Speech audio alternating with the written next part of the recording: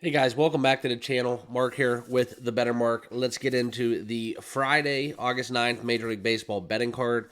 I know we are just days away from what feels like the start of football season, but right here, right now, we got a lot of Major League games we're going to be talking about. I'll be breaking it down here on the channel. We do have 5 best bets, actually kind of 6 if you want to combine the same game. We will have 2 very strong indications from that contest. So I'll give you guys all that live. Let's get down into it. Before we do, though, let's take care of some business. Please make sure you guys are all subscribed right here on the channel. Turn on that notification bell, smash the like button, all the good stuff. I want to know your picks, and also a couple things. You're going to be seeing a lot of odds coming to you guys from oddsjam. Make sure you guys all sign up for that, because if you are betting multiple sports, playing fantasy, doing all this stuff within, different kind of bets, offerings, markets, you want to make sure you're using the best bet and the best odds possible. So that's why all you guys should sign up for OddsJam today. I do have a promo code for 35% off. Make sure you guys check that out. And please, if you have not done so, hop on over to the Discord. Totally free. Like I said, picks are totally free, but there is kind of like a honor system within that tip jar if you do want to become a channel member, where this is something where we're going to be unveiling a lot of exclusive content, more so primed for football season, because that's kind of kind of what we all kind of, I think, have as our mothership of sports gambling, handicapping. It all starts in some form or fashion, usually, majority of time, with football. So kind of my bread and butter, so I can't wait for fall to come around. But let's get down into the picks. All right, this is where we're going to look into that first game. We got 2 coming to you guys from Minnesota. I don't bet doubleheaders as a general rule of thumb. However, we will be on that second game, so stick around until we get there. This one will be a 2:10 first pitch. It's a makeup of a couple days ago. I'm staying away from this, but I'm looking forward to this weekend series within Minnesota and Cleveland. All right, Minnesota's been kind of coming on strong, and Cleveland has been slumping. So kind of looking for somebody to light their fire, and I think Minnesota might be the team to do so. But we will be playing that second game of this doubleheader, so stay tuned for that pick. But Los Angeles and Washington, this is Mitchell Parker hosting Jose Soriano. I got to be honest with you guys. I do like the Nationals here. I don't trust them in this spot. It's too low of a price.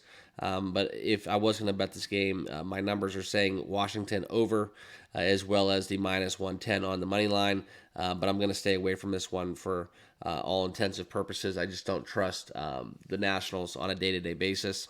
Okay, Orioles and Rays. All right, this is another good divisional game here between the Baltimore Orioles and Tampa Bay Rays. And we're going to look into a little bit of a kind of a storyline here, but this is Zach Eflin going against Zach Littell, so former ball club. Kind of all eyes on this one. I think it's kind of funny how this worked out, so we get to see that matchup. That transaction was just done a couple weeks ago. Now he gets to go against his old guys. We look into this even deeper. I think that this is where I could see Baltimore really kind of taking over this game. If you're going to rally around your guys, the minus 125 price on the road is way too cheap. This is a strong play for me. It almost made my card, but I just do think there might be a little bit of baggage with that former team narrative. So that's kind of where I'm going to stay away from it for the time being, okay? So we'll see what he does. I want to watch this game, so I will have this one tuned into, but I want to see what he does in his first outing. I'm not going to trust him against his old team. All right, Cody Bradford and Carlos Rodon. All right, that's Texas and New York Yankees. This is interesting because the Rangers have been kind of on a mission as of recent. We've seen some of the success they had against Houston. I know that they lost 2 out of 3 in that series, but played them tough. I think this is something worth noting. It's 3 out of their last 10 games or something. I think that Texas has lost. But now they're facing New York on the road, and this number is very indicative to what we're going to see from this game. Minus 158. I can't back Carlos Rodon at $1.58. Cody Bradford in his first few starts here on the season has been very strong. I just can't get down with Yankees on the minus 158 with Rodon pitching. It looks like a layup, feels like a layup. Rangers on the road. We usually play against the Rangers when they're on the road. but not really in tune with this one thus far. We'll see what happens. This is a 7:05 first pitch, so maybe I can do a little bit more digging and force myself to play the Yankees. But I just think this is one of those ones that a little public money, a little bit of popular bet here, and I just it seems like whenever I back Rodon, he always lets me down. So the gut in me tells me to stay away from this one, and I think the numbers agree. All right. This game almost made my card. The Athletics and Blue Jays. That'll be the next game on the card. Plus 122 for the money line for Oakland. And I was going to attack this game from a perspective of an overplay. Mitch Spence going against Jose Barrios. Over 8.5 looks really juicy. I'm not going to play it, though. I think Oakland had a little bit of fool's gold going on. They were playing very scrappy baseball. They took it to a lot of contenders. And now we have them going on the road, which is, still a place where there is kind of this weird system play going on, where I saw a trend line where if a road team is underdogs and the game is kind of between 8, I think it's like 8.5 or to 12 on a total, that the road team wins like, I think some stupid like 75% of the time or more. So keep that in mind. But the Athletics, definitely a live dog, plus 122. I lean more so towards the over in a lot of these games today. But there is clearly a little bit of a betting discrepancy where there's more bets on the Blue Jays, and it seemingly looks like there's more money as well. But I do like that value with Oakland on plus money. We'll see what happens. If you like that trend, it definitely supports Oakland as well. Houston and Boston, that'll be the next game to talk about. We have the likes of no one yet. Both pitchers have not been announced at the time of me recording this. So usually when this happens, I'm not going to bet blindly against logos. So we are going to not touch this game. It's something, look in their recent performances and what's going on within, some action within Houston. And you can see this a little deeper where I think Boston's kind of been playing better up until this moment in time. All right. But if we're going to talk about the Astros getting 1.5, I think that's the definite play, taking them on the run line. It's just the numbers don't give you an edge. $1.82. I'm not going to get behind that. But there is definitely, I think, an advantage within what Boston was able to do against Kansas City's pitching in the last series. I think that's something where they're hitting the baseball. So if they get kind of just some kind of how should I say, like a fill-in pitcher for this Friday game to kick off their series, I think that Boston definitely live over team total, over runs, and I definitely like them on the money line. So that's kind of where I'm at within this game, not playing it. All right. But this next game, we do have an official play. This will be the Cleveland second leg of the doubleheader against the Twins. I tell you guys all the time I don't like betting doubleheaders, but this one is something where I'm going to drink the Kool-Aid. I'm going to go with the narrative, and I'm going to take the Alex Cobb first start kind of fade train. All right, I'm hopping on. I like Cleveland over 8 in this contest, as well as if I was going to grab up some Twins money line. So 2 bets from this game. It's too low of a price. I know the Twins don't have a pitcher listed, but I like this in a form that I think that even if Cobb pitches, making a season debut, I think that we get some runs. I think the Twins are hitting the baseball nicely. And I think that if the Twins just rally somebody out there, Cleveland's going to be able to get to them as well. So stronger play towards the over, but I am going to kind of double dip on the Twins money line just because I think that they're going to be able to get this one done. Cleveland's dropped a bunch in a row, so this one's actually even more appealing than at face value once you actually dig into it. So this is where you can see it. It's a doubleheader, so it's a little bit more down the odds board. Minus 108 actually would be this 8-10 game on Apple TV. I took the over 8 on BetMGM at minus 110. Okay, and then the next game that we will have another official play in will be Padres and Marlins. Right here at the top of your screen, you can see kind of what's going on. We are going to be all over the Padres in this matchup. I think this is one where there's a clear-cut advantage. The Padres have been 5 games in a row. They have been absolutely on fire, and winning 8 out of their last 10 has been absolutely fantastic. And I don't even think they're fully at full strength. And so that's kind of what we're looking at. Simple handicap on this one. Let's not overthink it. Padres are hot. The Marlins are the Marlins, and the Marlins struggle to hit left-handed pitching. I believe what we have, let me see what we got here. This will be Martin Perez going for the Padres, going against Edward Cabrera.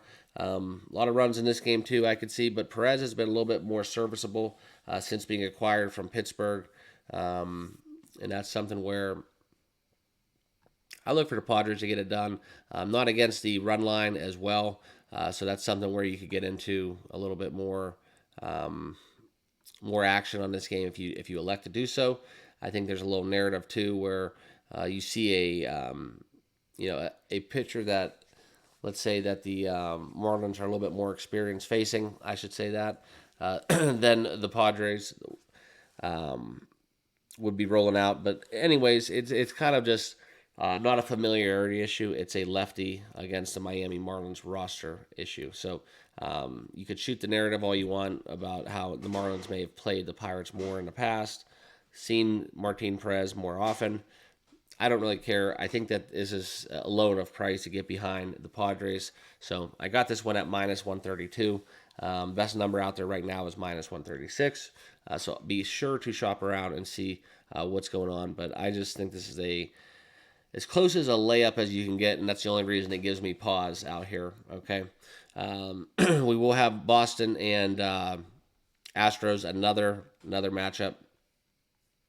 Okay, I believe we actually talked about that one, so we are going to jump around a little bit. Sorry, I'm using a different site today because the site I usually use to gather kind of my box score information is down right now. So forgive me for that one. So a lot of this is kind of off my head of what I looked at last night. So please bear with me. Next game, Brewers Reds. Okay, this is one where I could see us getting behind the Reds on this one. Like the over. I think Savali's going to get beat up a little bit. Reds have been hot, and Carson Spears is no slouch. So Reds plus 118, definitely live on the money line. But Milwaukee, what they were able to do in their last series, they have definitely turned the corner, I think, a little bit from some of that mid-season woes that we were looking at where nobody was betting Milwaukee, and now taking 3 or 4 against Miami. Cincinnati was able to do. This is a very, very interesting matchup. Milwaukee took 3 of 3, sweeping the Atlanta Braves, and it's just kind of Jekyll and Hyde for them, right? They're able to take care of business. They've played a lot of games on the road. Now they get to come home. So I do like Milwaukee to take care of business, minus 124, but I also like the Reds at plus 118. Staying away from this one. If you're going to bet it, though, do not discount the over. That's kind of where I think my head would be at if I was going to play this one. All right, Michael Lorenzen making his debut for Kansas City. In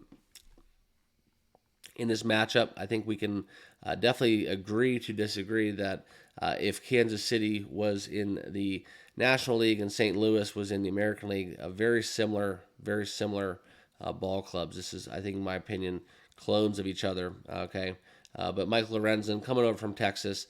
If you look at kind of his numbers, right, in the month of July, okay, this is something where he's made a lot of starts, but in the month of July, 5.49 ERA, we're starting to see those numbers slip.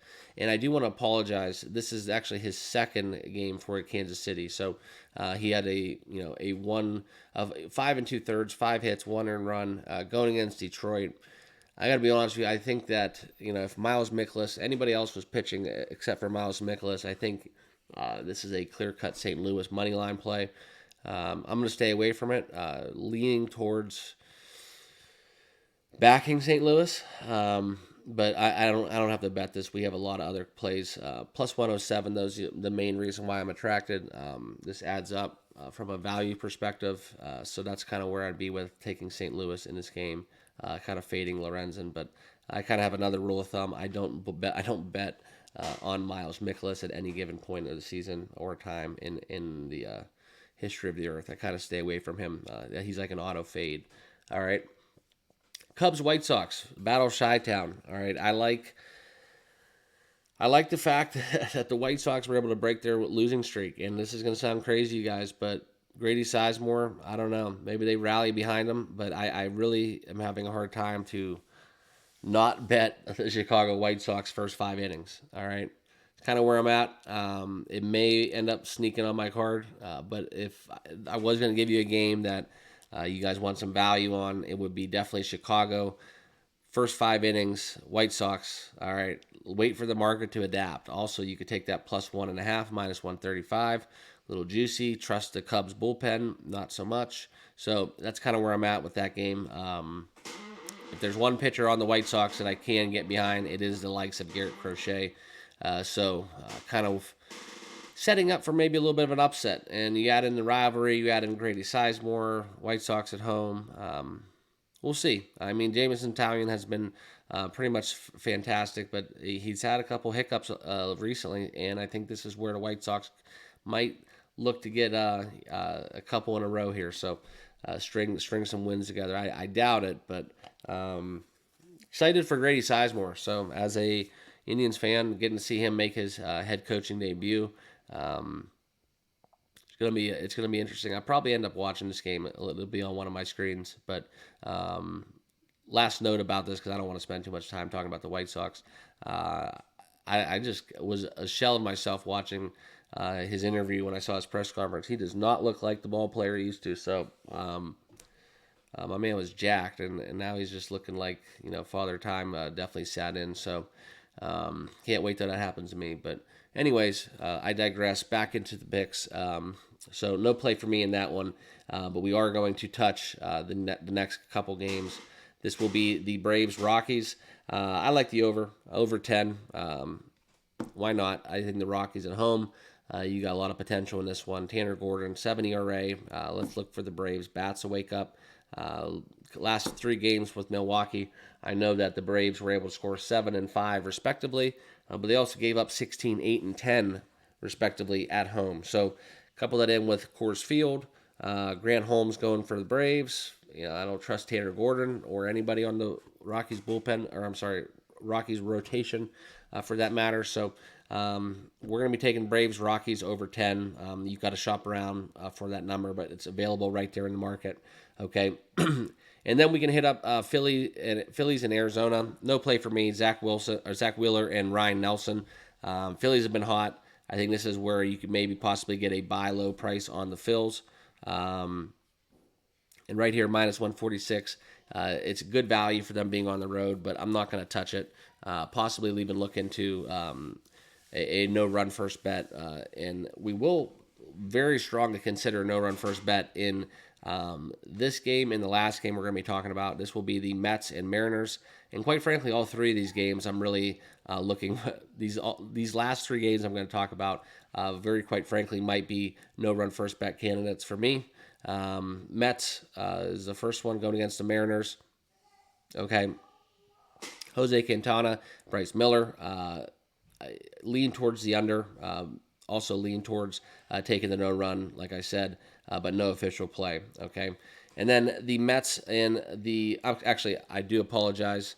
I do want to tell you guys that I probably will take a no-run first inning bet in that, but it's not an official play. It's just kind of a very strong lean. A lot of times I bet nrfis and I don't put them in official plays because they're done in like a half minute. So, they could be done in an inning, obviously. And it's something where I leave off the plays because I usually wait till a little bit towards closer to game time to lock those in.